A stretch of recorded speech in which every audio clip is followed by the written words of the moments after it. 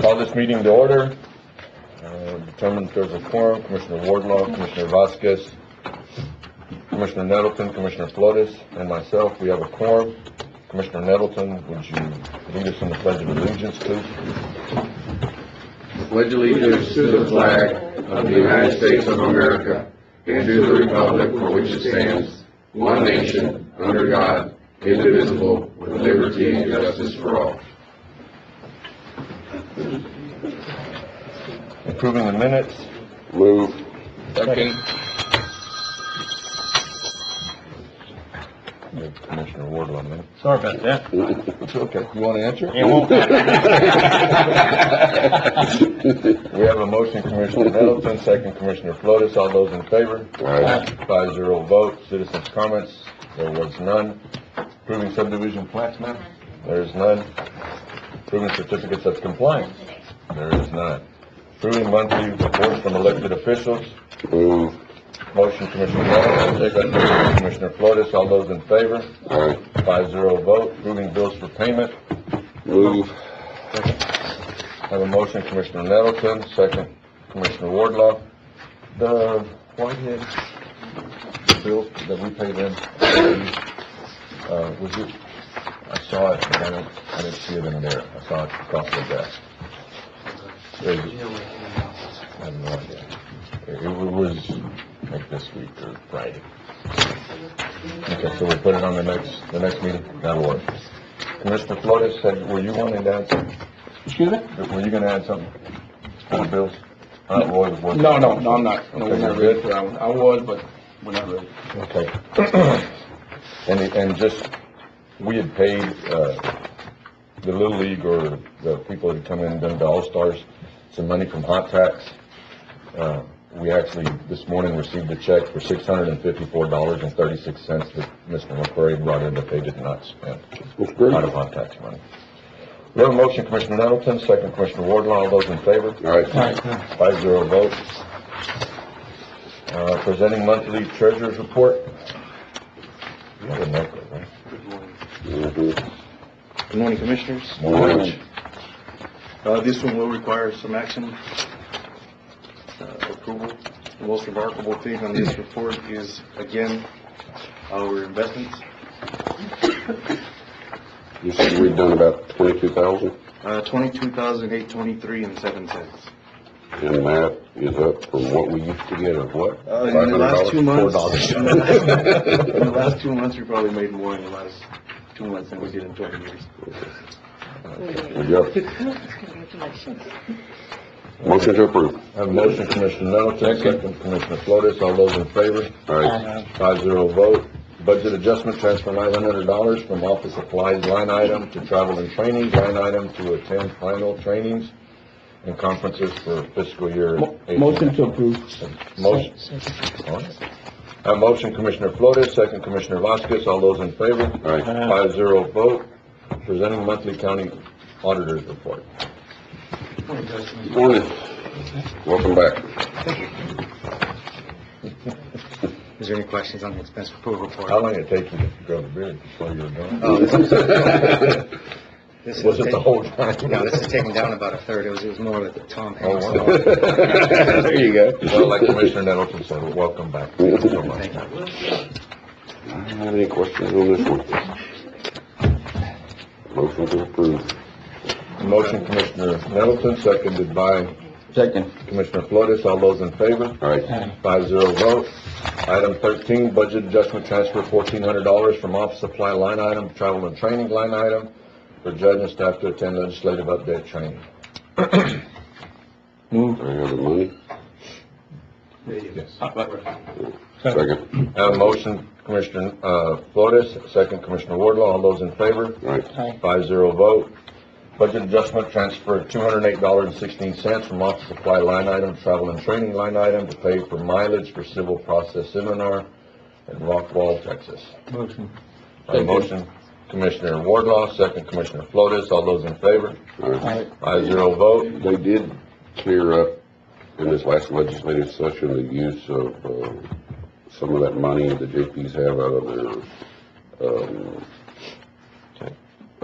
tech fund for travel and training, they cleared up that stuff, so it clarifies the usage of that money they'll be able to use for a lot more stuff for travel and training. I don't remember which House bill it was, but it did pass. Proposed TAC Health and Employee Benefit Pool Renewal Pact for plan year 2019-2020, and authorize county judge to sign. Yes, sir. You're up.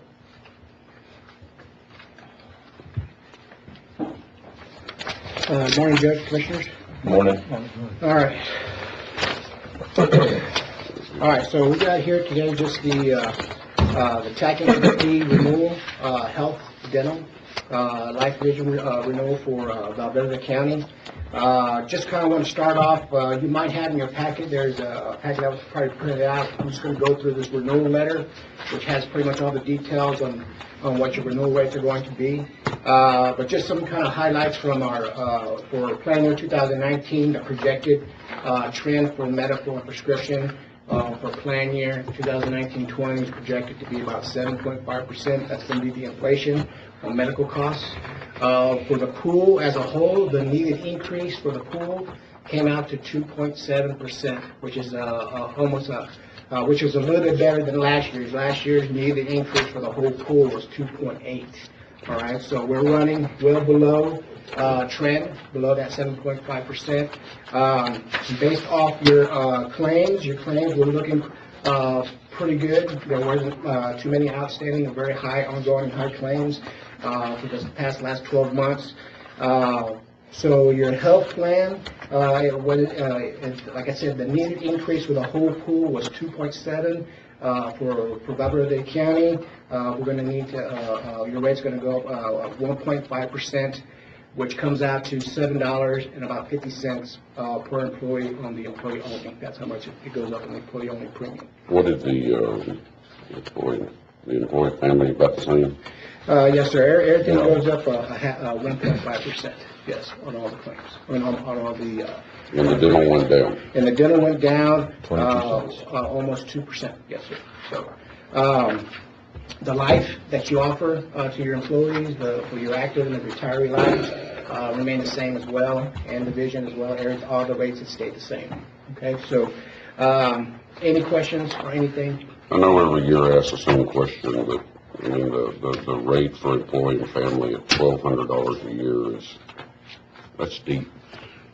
And I know there's not much we can do about it, but No, not without changing into a whole separate plan and doing all kinds of correct, stuff. absolutely. And one thing that the court could possibly consider, if the budget allows, is to make a greater contribution toward one of those premium, towards those tier coverages, like employee family, employee dependents. That's one thing in order to make it a little bit more coming out of the employee's pocket, is contributing a little bit more towards those tiers, if the budget allows. Do you know how many employees have their family covered? Do you know one? Not off the top of my head, but I can check real quick. I know last year we had I know there's not many. You what? 5 or 6? 5. 5 or 6 Okay. out of 250 employees. So that means we have a couple of hundred employees that don't have health insurance for their families. I'm not betting on the not family part. Or they have coverage elsewhere, Commissioner. So a lot of the employees, their spouses have coverage somewhere else. Yeah, so we've seen a lot of, not just here in Valverde County, but in other counties too, where same situation as far as the dependent costs, the premium and the family. But consider if you go out to work, go out to the private sector, going out to the private exchange on healthcare.gov, you could probably see a considerable small premium, for coverages out there, but It's got a $20,000 deductible. they're going to see a very high deductible. That's not insurance. That's Exactly, absolutely. So the plan that the county offers here to their employees, it's a very, very generous plan, and as far as the employee-only costs and even the family coverage, compare that to what they're going to be getting out there. The plans they're just not. And it's been the same question. I know that you've been here longer, but for the 8 years, Yes, sir. was if we change plans, it'd be cheaper, but if you do get sick, you're going to end up with your out-of-pocket Right, so more does come out of There's pocket going if to you be change your more. plan and everything. In our renewal, we did include some alternate options. There is a page in that section, I think in the packet that was given after the very back. It's a 2019-20 alternate proposal. Basically, option one, the county could change their plans very slightly and still remain grandfathered, okay? So I do believe the court has always, in the past, wanted to try to remain grandfathered as much as possible. So there is one option that if the county needs to save us some costs, is our option plan one, where if you look at the individual deductible, it goes from your individual deductible right now is $250, and if you increase it to $340, that still keeps you grandfathered. You do see some savings. Yeah, but it's And it may not, it's very minimal. Exactly, so it is very minimal. So if you move to a non-grandfather plan, to where you have to change your plan significantly, so in option two, which moves from a $250 to a $750 deductible, that's where you're going to see some significant savings. So, but making that much of a change moves you Yeah, from, but we've had this conversation every Yes. year. I mean, it's better to keep what we have.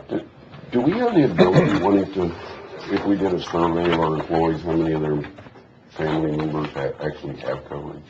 I can do that, because we're required, anytime an employee is either gonna add or drop families, we have to have proof. That's the only way you can do it by law. So I can get that for you. We have a motion? Motion to approve. Motion, Commissioner Nettleton, second Commissioner Flotis. All those in favor? Aye. 5-0 vote. Presentation by Jose Guerrero R.N. about the public health activities provided by the Texas Department of State Health Services in 2018 in Valverde County. Thank you, sir. Mr. Guerrero? Good morning. Good morning. How are we doing? I'm Jose Guerrero from the Texas Department of State Health Services here in Del Rio. It's the State Health Department, and today I brought some statistics, and this one here on the book, it basically shows region-wide activities from DSHS, and the other one, activities at Valverde County level here in Del Rio. And basically what we do is we hold immunization clinics on Tuesdays and Thursdays for kids and adults that don't have any insurance. We do STD testing and treatment, tuberculosis testing and treatment, and we hold other activities to inform parents how to keep kids from injuring themselves, bicycle safety. We have what's called a Rad Kids program, so it's resisting aggression defensively, and we have that program twice a year during the You have summer. what now? What is it? It's called Rad Kids. The R is resisting, and then resisting aggression defensively. Kids, Rad Kids, and that's nationally. So is that like a therapy? It's actually it's a program where we show kids how to defend themselves against bullies. Oh, it's the other way around. Okay, yeah. And it's not really fighting with the bullies, it's just using different ways of avoiding bullies or getting away from them, resisting aggression, and also ways of avoiding abduction, what to do if there's a fire, what to do if they're confronted by an adult requesting assistance, like, for example, finding a puppy or something like that, where they try to trick them into getting in their vehicles, what to do in case of a fire at home, and what to do if there's an adult, for example, at home knocking on the door, wanting to get in, trying to deliver some kind of services, and children might be at home by themselves, what to do if somebody calls on the phone and it's an adult. What to do if they see, for example, an adult fall on the floor and asking for help. In most of these situations, we recommend that the children contact an adult. Of course, a child cannot help but an adult get up on the floor. So we do that twice a year, and we've been fortunate enough to get permission from Commissioner Flores to use the Valverde County Community Center. And last year we did it there. We had another summer camp at the White Counties. This year we already had one at Verde County Community Center, and we're gonna have another one at the Civic Center. And it helps the kids to know what to do in case something happens where they're approached by an adult and they're wanting to abduct them, to know what to do to try to get away or get some help. And that's pretty good for their self-esteem and gives them more confidence, and they'll know how to react in different situations. We teach them a lot more. It's a lot more than that, but those are some of the basic things that they learn with us. Do y'all have anything for mental health therapy or anything like that? No, sir, we sure don't. And any cases that we get like that, we refer out to BCFS usually, or ECI if they're under 3 and they need some sort of assistance. Okay. Are y'all tracking anything on these asylum seekers? Well, I'm fortunate enough to have Dr. Lillian Rainstorff, Dr. Rainstorff from our she's the medical director at our regional office. Good morning, everyone. Good morning. Thanks for having us. As far as the asylum seekers, they are being watched for any infectious diseases, and if any are detected, they're reported to us at the state. And then should there need to be any kind of investigation or quarantine or anything like that, then we assist the facilities with that. Do y'all provide those reports to us of what y'all find? So far, we haven't found very much. We've seen some varicella, but there haven't been outbreaks of diseases. They're keeping, I have to say, because it's a federal operation, the information is being held very closely. So closely, in fact, I, along with a couple of my head staff, were planning to go visit the facility in Carrizo Springs on Monday, but the governor requested that we do not do that. So it's really, we're trying to establish the relationships with these facilities so that we can assist them. Why would the governor ask y'all not to get involved? We're involved in some ways. So, for instance, in the Carrizo Springs facility, we have enrolled and set them up as a provider for Texas Vaccines for Children. So, as of today, they are going to get a shipment of vaccine through us so they can start vaccinating the children. We have certain requirements for congregated settings that we need to do certain inspections for, like food service, to make sure that they're handling the food correctly and not making people sick, and disease surveillance, assisting them with that. The organization that's been contracted by the federal government to run the facilities within our region is BCFS, and they have a lot of experience running shelters, and we have a good relationship with them, so we're trying to have little points of entry however we can. But So it's does the federal government track political. it? It's so Does political. the federal government track what they find? Yeah, we report to them. No, Yeah. but I mean, you said y'all have a hard time getting in, that it's tracked by the federal government. Right, well, So I'm assuming CDC tracks it. right. I mean, like I said, it's very And do hard we for have us to get access the to that? information. We're trying to needle our way Answer's in no. every way we can. Answer is no. Yeah, I mean, since it's run by them, they could shut us out. They could tell us as little as they want. We're trying to, build the relationship so that we Are can y'all have part of information. STAR? Are y'all, health department, STAR? We spoke with, it was STAR, right? It was, Star. from the health department? Yeah, it's From a Austin? state agency, and we were asking them to help us with, to screen some of the patients, and the state told us that until it became an epidemic, they wouldn't do anything. Oh, I don't know who you spoke to, because that is not It was what with, we would have told someone. Okay. If our mission, And we're actually going up on Friday to a hearing in Austin, and because of the comments that were made to us in a meeting with Fernando, right? Fernando, and we had 3 or 4 other people from Highway Department, Emergency Management. They told us bottom line was that until there was an epidemic, the state would not get involved. Well, I will be. And I'll reach out to you and Yes, tell you please. exactly who told it to us. Yes, please, because we are navigating this complicated situation as well. Us being we're regional within the state department.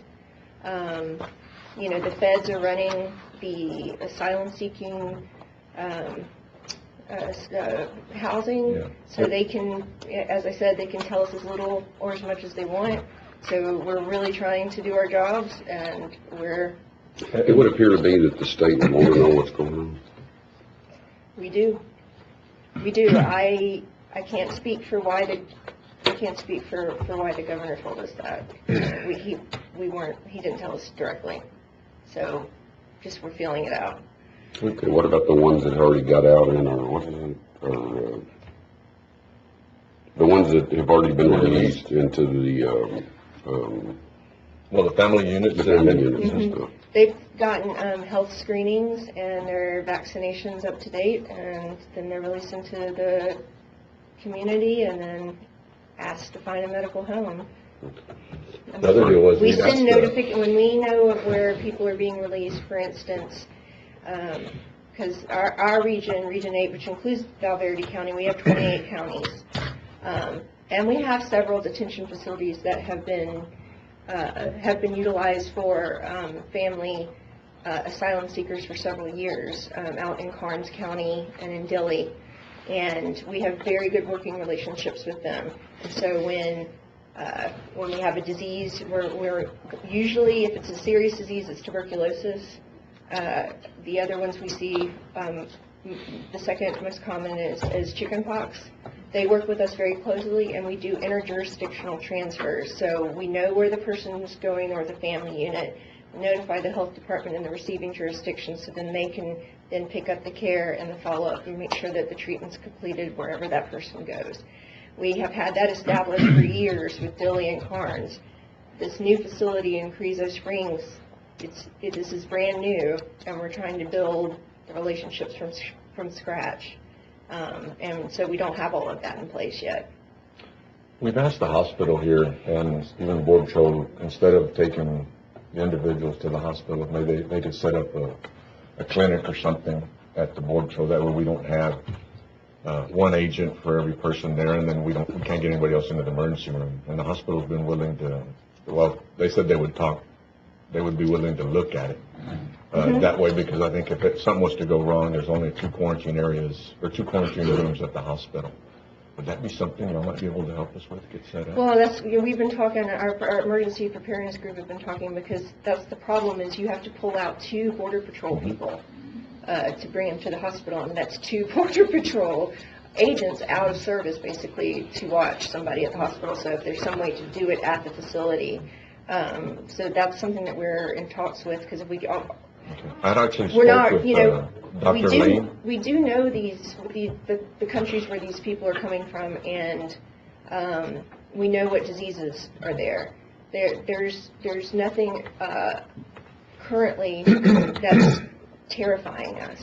It's normal diseases that we Okay, know it's how to deal nothing with. terrifying y'all, but I can tell you that we were at a meeting with probably 13, 15 doctors 2 weeks ago from here, and they're scared. They're afraid of the unknown. Well, Yeah. still scared. I mean, Well, you know. yeah. And So I maybe- mean, my question to you is, could you help the hospital? Would that be a Yeah. service that y'all could help us with and try to put something together to where we're not having to see them at the hospital? I think that's definitely something that we need to, yes. Yeah. When I Dr. get Lane- back to the office, we'll Dr. talk Lane about- sits on the board, and Raul And- De La Torre, Yeah. he's on there. I mean, those would be the two contacts, Yeah. if you don't mind. My only concern will be, does Border Patrol have any medical staff that they could utilize at their site, or are their hands Well, the tied hospital and they might, have to? the hospital might send somebody from the hospital, either a Yeah. doctor, nurses, or just, that way we don't have the issue at the hospital. If we can contain it somewhere else, I'd be happier. Yeah, if the hospital would be willing to do that, that could be perhaps a solution. Yeah, Okay. we'll help negotiate that. And it sounds like just having a conversation with the doctors at the hospital, letting them know what diseases are prevalent in the countries from which these people are coming, what things to be concerned about, what things to not be concerned about. We do have a few asylum seekers coming from the Congo, so that's caused people to panic. A few? Yeah. Well, that have caused people to panic because in an area of the Congo there is Ebola. The good news is it takes more than 21 days to get here from the Congo, and 21 days is the incubation period for Ebola. So if you ask that question and if they left over 21 days ago, you can take a big deep breath and just cross Ebola off of your concern list. So And now, we can write that down and take that to heart. yes, oh yes, yes. And 21 days is even being excessively long. So we are extra careful by saying 21 days. So it sounds like maybe just giving some of that information to the doctors at the hospital and help lower their panic level might also be a service we could provide. I think the part that concerns me the most was the start of this conversation, that we're having problems getting our foot in the door in some of these facilities. I know from my level, I would want to know what's going on in every single facility. I would assume the state of Texas would want to know what's going on, considering they're being released into our state. Sometimes things, yeah. At our level, at And- the and, regional and and state I health understand. department level, yes, we want to know. I understand the politics involved in this, but at the end of the day, these people have been released into our communities. And I could care less about the politics at that stage of the game. Me too. But ultimately, I report to the governor. No, I understand that. And I like my job. Yes, I completely. No, I understand. That's not. completely agree that's- with you, and I want to get That's in there. not at your level that you would make that argument. It's more at our level. But I mean, that concerns me that, I would want to know everything that was going on. Me too. Yes, I want to get in And I there. would want to know why anybody's even trying to keep us out. It makes you wonder, but we will keep at our little points of entry, finding out what we can. You haven't mentioned anthrax. Have y'all done anything on this extreme outbreak we've got in these 4 counties, Crockett, Val Verde, Kenny, Uvalde? Unfortunately, anthrax is endemic. We have it. It's natural here. The main thing that we do is make sure we educate hunters and veterinarians and ranchers on how to handle carcasses so that they don't expose themselves. And then the second thing is to educate healthcare providers so that they recognize it when they see it, like the SR for the cutaneous anthrax, so that we know how to treat it and nobody's misdiagnosed. I think 6 days incubation, right? Yeah, and then, so, I mean, there's not, as far as stopping anthrax, it's, like I said, it's natural in this part of Texas, so it's here. We can't get rid of it. So our strategy is try to decrease its risk and its impact, and a lot of that is through education. So you're educating ranchers and hunters? Educating the people that are going to be in contact with it so they can protect themselves. So when do you do this education? We do it usually all summer when we see it. Well, We work. 3 of us are ranchers up here, and I don't think we've been educated on any of it yet. Okay, well, I will, we have my region, we actually have a veterinarian that works for the region, and that is her specialty, so I will get with her and see what kind of educational push we can put out. Maybe she I can know get, we work with the Texas Parks and Wildlife, and then also with the veterinarian group, so that all the veterinarians share the information and they're aware. So as far as a more public, because you haven't seen any kind of public Not at all. information. And my Okay. son he's had anthrax. Okay. So, maybe you I could will get back get to the office and I'll get with her about that. with our ag agent, and have your vet get with our ag agent, and they can put on something here. Yeah, we to go. work a lot with them, yeah. Great people. And let me go ahead and finish on a brighter note. Oh, We you also got off on a hold tangent. flu clinics yearly, and we do use the Val Verde County Community Center, the Joe Ramos Nutrition Center, and also the office at the consul. And we provide immunizations for uninsured people. And the immunizations we provide, if they don't have any money, we don't charge them. We can't deny services. And that also includes the immunizations back at the clinic for kids and children. The STD testing also, we don't charge for that. That's free of charge. And we test for chlamydia, gonorrhea, syphilis, and HIV. We don't have any kind of treatment for HIV, so we refer out if we get a case. But chlamydia, gonorrhea, and syphilis, we do treat. We can and do treat, and there's no charge for them for that. Do you do anything for cancer? No, sir. We don't have any kind of testing for cancer. Except giving vaccines. Oh, yes. Do you provide the vaccine? The human papillomavirus vaccine for kids 11 and up to age 26, and that is, I believe we started using them about 10 years ago, more or less, and the rate of HPV-related cancers has gone down over 50%. That's great. So that's pretty good, and it's not required for school, but we offer it to for the kids. We offer it to the parents and explain to them more. Do y'all do some kind of publication before y'all do these, or offer, or do we have anything? I don't know, y'all. Just flyers and when we bring them in. Just flyers and the ads on TV also on the HPV vaccine. I mean, when you're doing a clinic and stuff. No, sir, but we have them Tuesday, almost every Tuesday and Thursday, unless we have some other activity going on.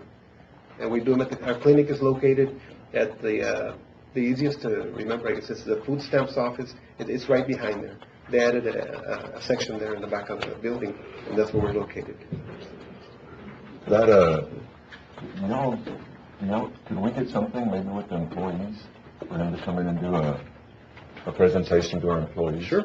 If you don't mind, maybe when they coordinate it with you, if you don't mind. That would be fine, sure. And you would want that on what's on the, Well, anything specific? I mean, a lot of the information you just gave us, I think would be beneficial And to our services? employees, yes, sir, Sure. the services that Sure, y'all be glad. provide. And, when I said STAR, it's a State of Texas Assistant Request, is what we turned in. And we asked for screening, medical screening, and we were told that they would not do anything until there was an epidemic. Right, so, yeah, okay. And I didn't mean to be rude right now when I was texting, Okay. I asked the Now question. I understand what you're mentioning. Yeah, the STAR request, that's an emergency request, and there's certain thresholds that have to be reached for that to go through. But there's other ways to get things done. It's a lot of without political red tape is what it is. Yeah, true. Mhm. But there are other ways to get things done without going that route. Okay. And the STAR request was for screening Medical screening. for the Some of the asylum seekers that we at the had customs at the Customs and Yes. Border Mhm. Protection at offices. the transition point, Okay, we can look into that. if you don't mind. Mhm. Thank you. The DPS emergency preparedness is separate from ours, sir. We have our DSHS emergency preparedness. Okay. We go to Fernando for that. Yeah, we went to Fernando. I have Fernando's with DPS and Yeah, then sure. with DSHS. All right. Thank you. Thank you so much. That's a lot of information. But it was good. Accept donation from Amistad Tri Ventures of a swing set with approximate value of $1,500 to the women's shelter. Move. Second. A motion, Commissioner Nettleton, second, Commissioner Flores.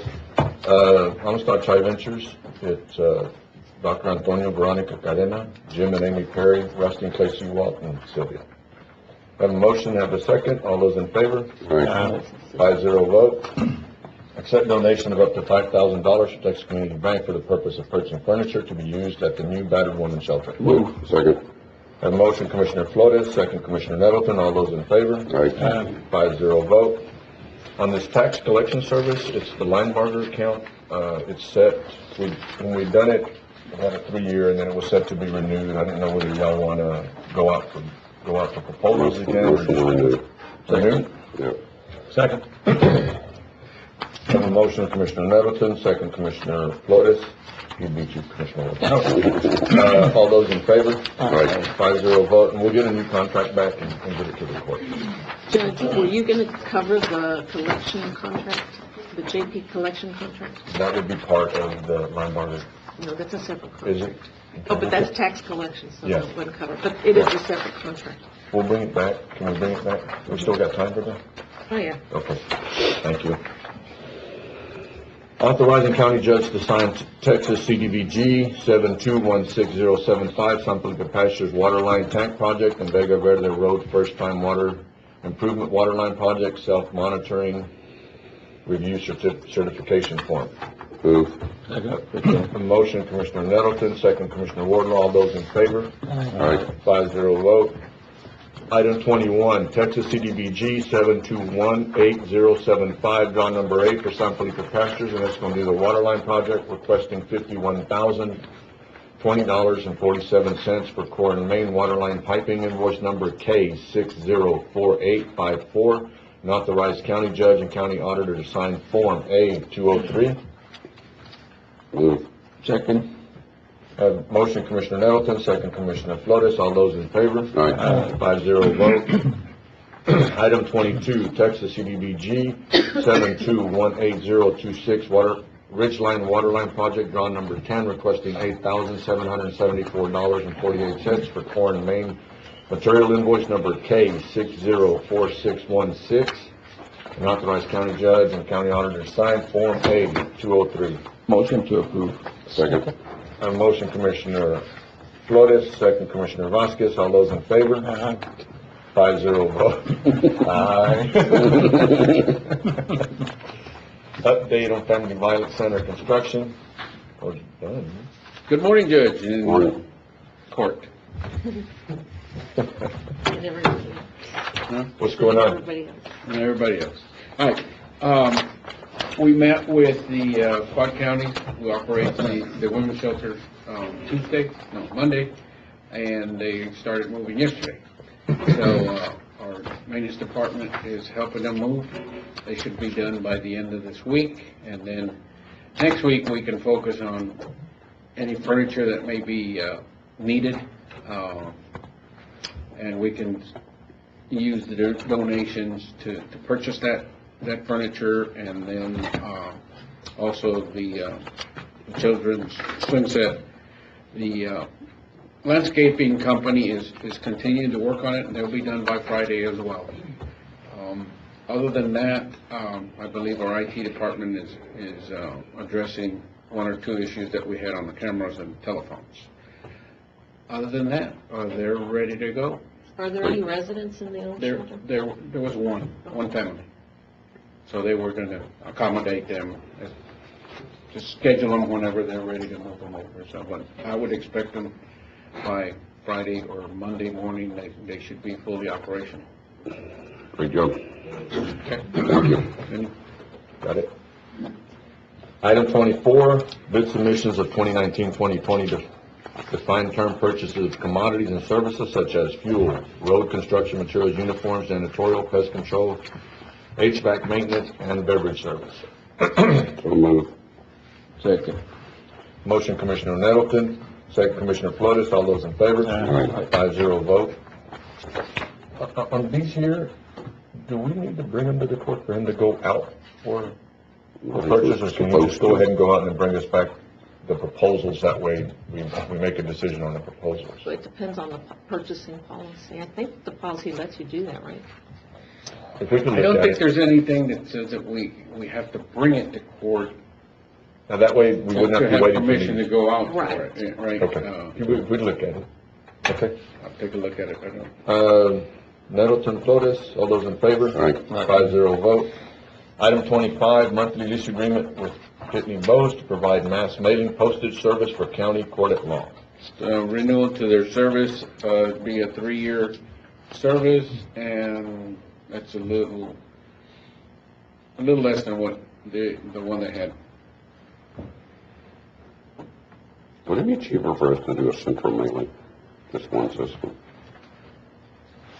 Motion. Is that to include Everything countywide. everyone? Everybody countywide. Well, there, This the is the highest volumes would be the tax office, followed by the district clerk and county clerk. I just wondered if there was a Those are the savings. 3 main ones. The other ones are, Minimal. they're like, you know. Have a motion, Commissioner Wardlaw. Second, Commissioner Vasquez. All those in favor? Aye. 5-0 vote. Item 26, Mr. Bond. Donation in the amount of $1,000 from Mary and Tim Cobb to honor the memory of Miss Julian Bevins. Donation was approved on Monday 1st by the Grant Review Committee. Motion to approve. Second. Have a motion, Commissioner Flores, second, Commissioner Nettleton. All those in favor? Aye. 5-0 vote.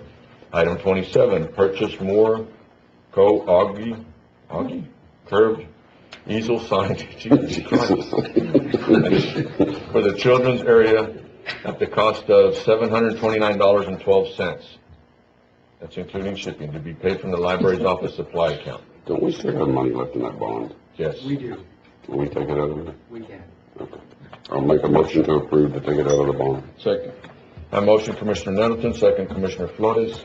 All those in favor? Aye. 5-0 vote. There's money in there, and there's still a lot of money in the SL 79 account. Yeah, I'm fixing to spend that, don't worry about that. Okay. You're gonna fill it, guys? Don't worry, I got that covered. Edgar, Mr. Pettis, the City of Del Rio use of Alverde County stage. They're gonna rent it from us? No, we usually lend it to them. Well, they don't lend us a landfill. They came to us with this after the last Commissioners Court meeting. It's too late to approve it. So I'd like to make a motion we approve it. Motion, Commissioner Wardlaw. Second. Second, Commissioner I Nettleton. thought you'd get some of your money back for All those in landfill. favor? 5-0 vote. Does, like this stage, does it need to come to us? I mean, Martin's in charge of it, couldn't he just? Not make the really, decision? yeah. Commissioner Wardlaw? It's his, Well, I mean, my deal is, every from year now they've on, been, why, they've done it. we want to bring it back to this, just. I get it think it's done. because That's what it's free of charge. that's the way I approached it. Okay, that'll work. Anna Murkowski Smith, executive session items, those to consultation pursuant to Texas Government Code. A, 551.071, parentheses 1, contemplated litigation. B, 551.072, parentheses 2, attorney-client privilege. And C, 551.072, the purchase, exchange, lease, and value of property. We'll go, do we need to go into executive session? Do you have anything? No. Do y'all want to go into executive session? No? Okay, we will not go into executive session, not necessary. Commissioners' comments? County judges' comments, none. Meeting adjourned until 10.